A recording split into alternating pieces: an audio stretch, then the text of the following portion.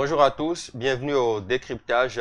Trois sujets vont occuper les échanges. On parlera justement de cet hommage à annoncer aux soldats tombés au front le 8 janvier 2025 et des actions sociales. Ça va se dérouler à Cotonou entre le 29 et le 31 janvier 2025. Hommage mérité.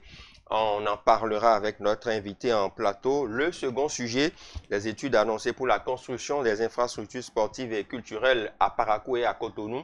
Ainsi en a décidé le Conseil des ministres de ce mercredi. Des décisions qu'on analysera au prisme de notre invité. Et puis en troisième sujet, on parlera de la place de l'Amazone qui est sujette à des interprétations diverses. Certains estiment qu'il faut des autorisations avant d'y séjourner. D'autres estiment que la place est fermée au public. Non, rétorque le ministre de José Didier Tonato du cadre de vie qui a rassuré les populations. On en parlera également. Autant de sujets à aborder avec notre invité. Anissé Atinsouci, cher ami, bonjour. Bonjour, monsieur le journaliste. Vous allez bien? Très bien.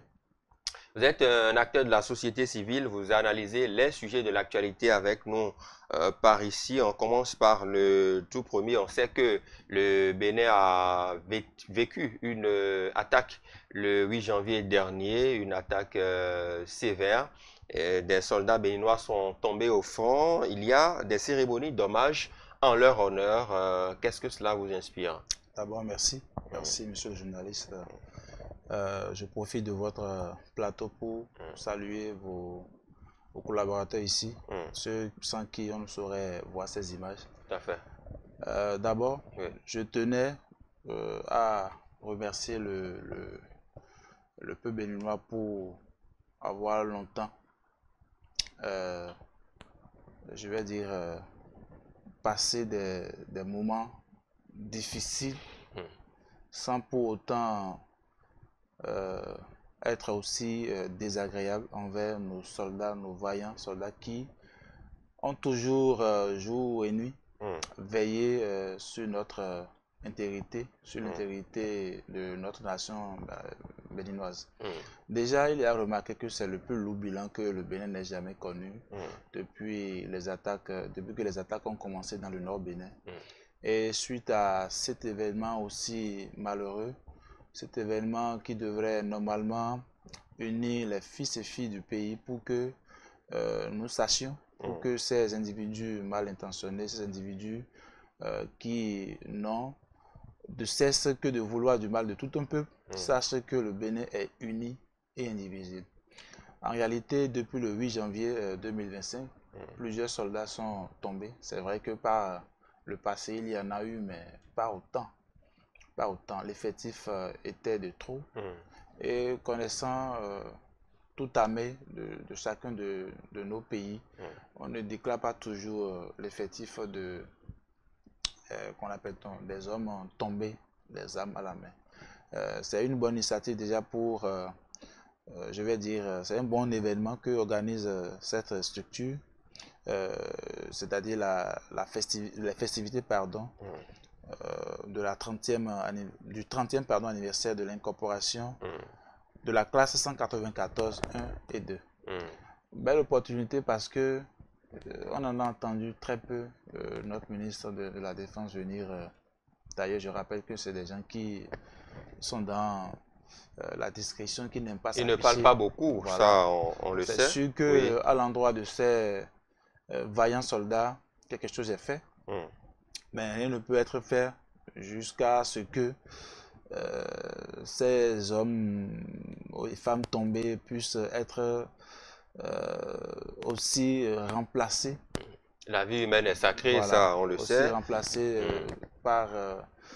c'est-à-dire on ne peut rien faire pour... Oui, la vie humaine est pour irremplaçable, remplacer ces hommes ça on le disparus. sait, oui. En tout cas, les gars des familles, des enfants. Mais il y a des activités justement, je voudrais votre avis là-dessus, des activités qui sont prévues dans le cadre de cette marche qui est prévue en hommage à ces soldats qui sont tombés, une séance de don de sang, une conférence publique. Et puis, ils ont invité dans le communiqué tous les personnels des forces de défense et de sécurité, ainsi que les familles et les populations de Cotonou et environ, qui sont invités à participer activement à ces événements pour marquer cet anniversaire dont vous parliez tantôt et rendre hommage à ceux-là qui ont servi la nation. Bon, il y a des activités, mais je tenais toujours à rappeler que Mm. si activité il y a, c'est à l'actif de ces organisateurs. C'est très bien, l'organisation est à louer, il est à remercier et à réitérer. Toutefois, je pense que pour tout pays qui se respecte, il y a lieu de faire l'effort pour que de tels événements ne se reproduisent parce que donc si de tels événements se produisent et deviennent aussi répétitifs, ce n'est pas bon pour l'image du pays. Et c'est une bonne initiative que ceux-là ont pris. Ça va permettre d'égayer les cœurs des parents de nos vaillants soldats disparus. D'accord.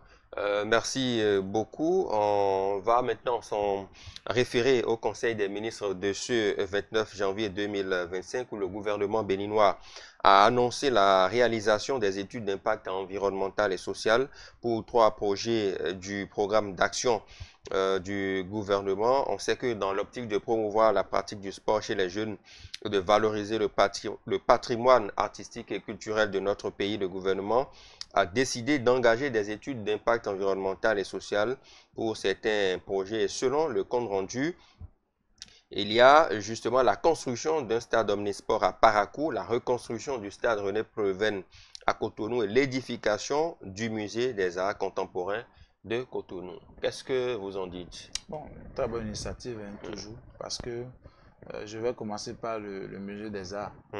Ça va dans le même sens que notre fête nationale, la fête du 10 janvier, en tout cas qui tourne autour de notre patrimoine culturel. La fête du 10 janvier est déjà une fête nationale?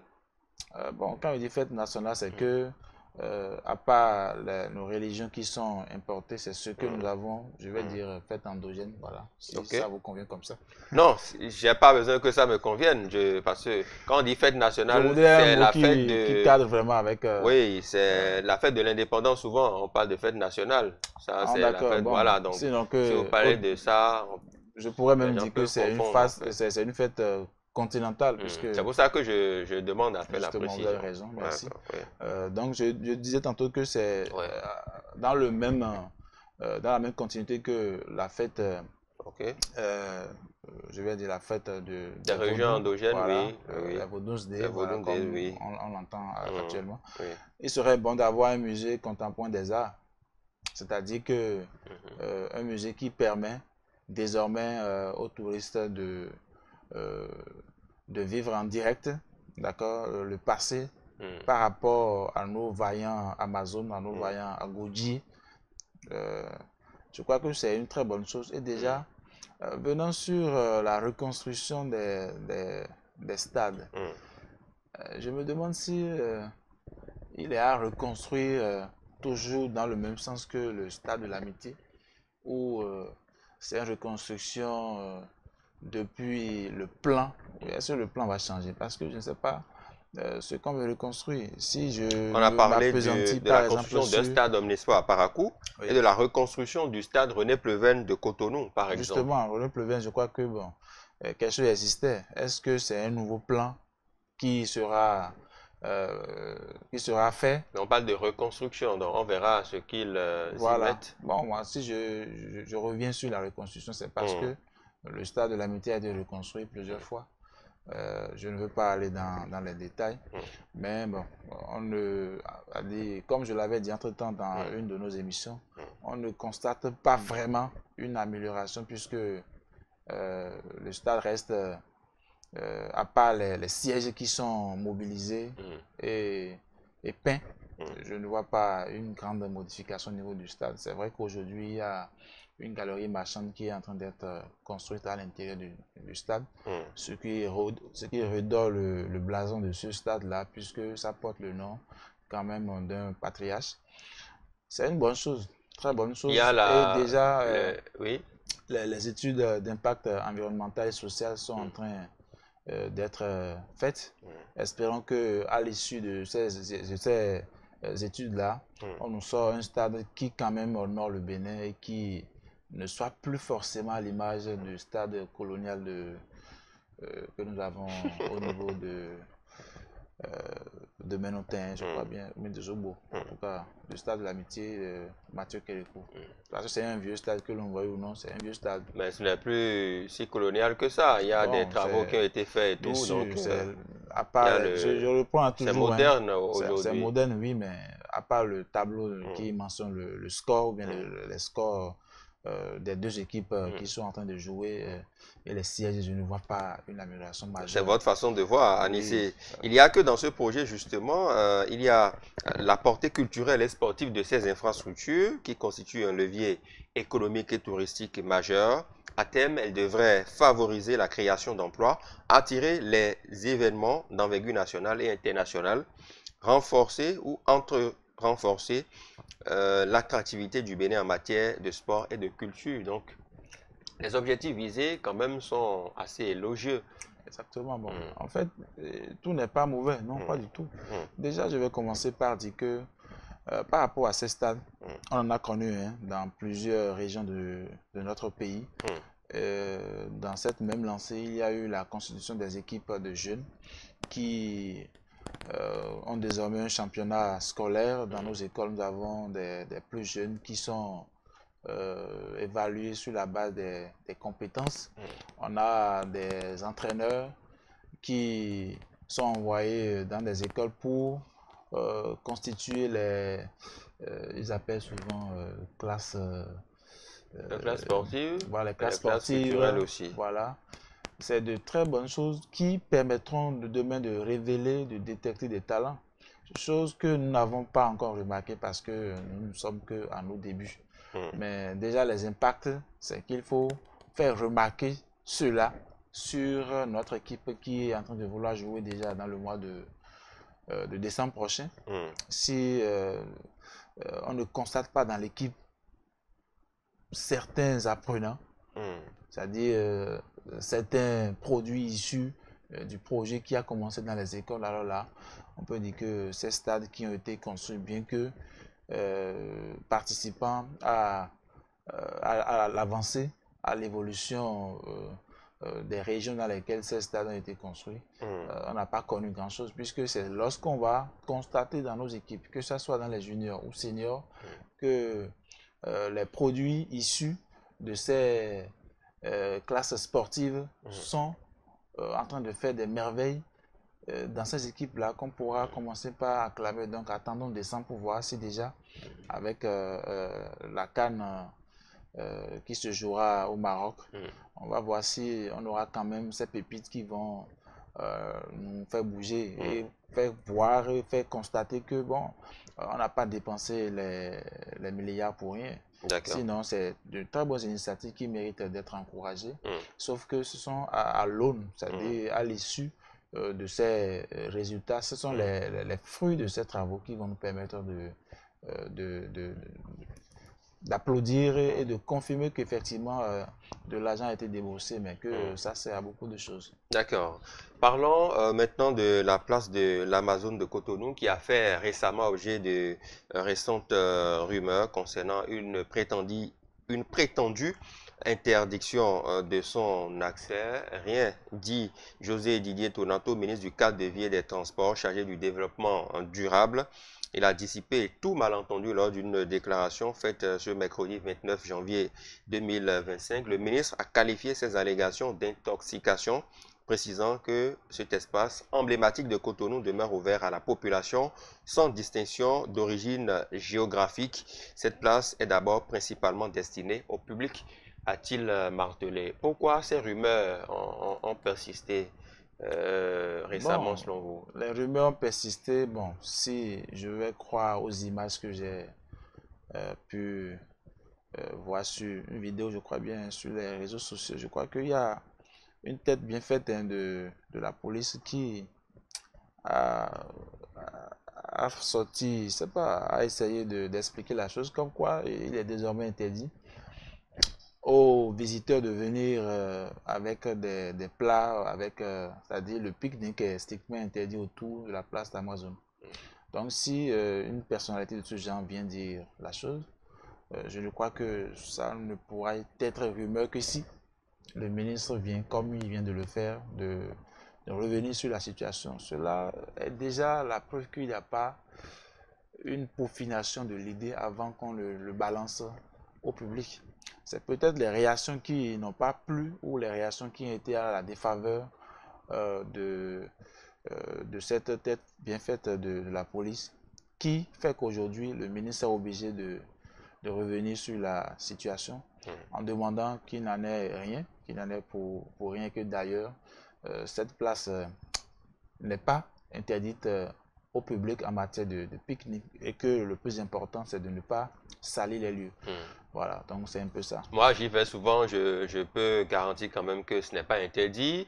Je vois plusieurs personnes venir en famille, en groupe d'amis, faire le pique-nique et donc je crois que ce que le ministre dit c'est quand même vrai puisque moi je le constate assez souvent pour les passages que j'effectue là et d'autres personnes aussi. Nous sommes africains, permettez-moi de dire ça, nous sommes africains et typiquement, précisément je vais dire béninois.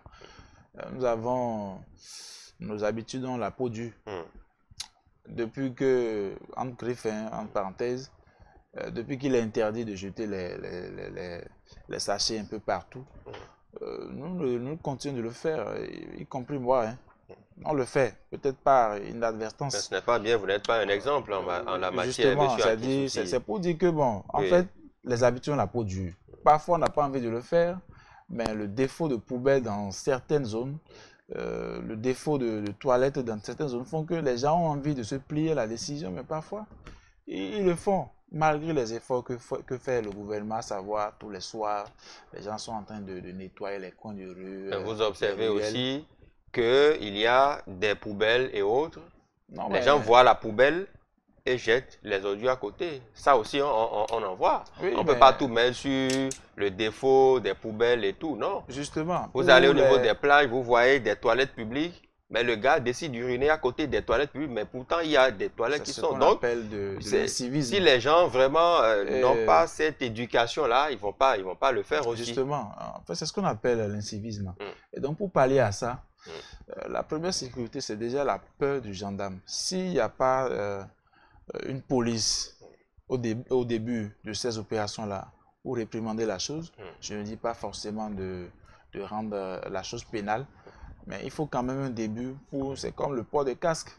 Donc il faut un début pour dire non, ça ne se passera pas, pour que ça rentre dans les habitudes. C'est pour dire quoi? C'est pour dire que autour de la place de l'Amazon, il y a des poubelles.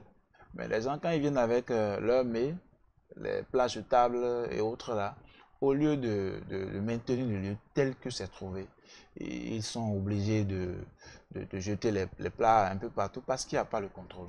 Donc, je crois que l'équipe du policier qui, entre-temps, est venue pour mentionner le communiqué avant que le ministre ne vienne pour démentir la chose, je crois que cette équipe est appelée à installer des hommes autour de cette place-là, qu'ils soient en civil ou non, histoire de sensibiliser, je ne dis pas de réprimander la chose, histoire de sensibiliser, parce qu'il faut forcément une phase de sensibilisation avant de commencer par agir.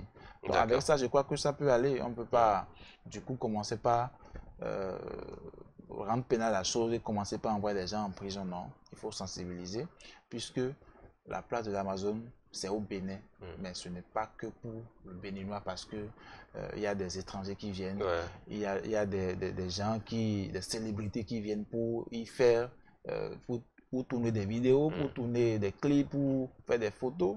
Donc c'est une image qui voyage, et une image qui fait qui est un label du Bénin. On ne peut pas permettre que les gens y jettent des ordures un peu partout ou ternir l'image de cette place-là qui a été forcément très coûteuse pour le Bénin en termes de finances. Voilà. Anissé Admissoussi, merci beaucoup. Vous êtes un acteur de la société civile. Avec vous, on a abordé ces différents sujets qui occupent l'actualité. Merci à toutes et à tous de nous avoir suivis.